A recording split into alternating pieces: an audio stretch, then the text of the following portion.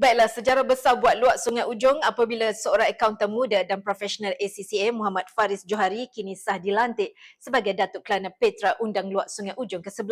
Dan pelantikan ini dimuktamadkan melalui istiadat kerapatan di Telaga Undang pada 22 April lalu secara bulat muafakat yang melibatkan waris Nantua Kelana Hulu, Ibu Soko serta diperkukuh oleh waris Kelana Hilir.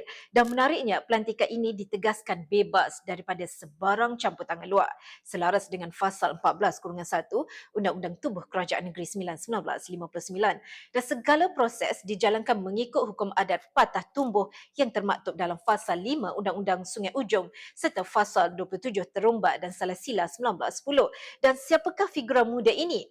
Muhammad Faris dilahirkan pada 30 Oktober 1997 dan merupakan anak pasangan graduan luar negara Johari Miorngah, manakala ibunya dikenali Ibu Soko Kelana Hulu Syazlina Datuk Sinda Maharaja Abdul Karim. Dan beliau bukan sahaja memiliki latar belakang pendidikan yang hebat dari MRSM Berseri dan UiTM, malah seorang akauntan di firma Global Marsh yang berkelayakan profesional ACCA. Dan paling membanggakan, beliau berketurunan langsung Undang Luak Sungai Ujong pertama dan piut kepada tokoh legenda Sungai Jelebu.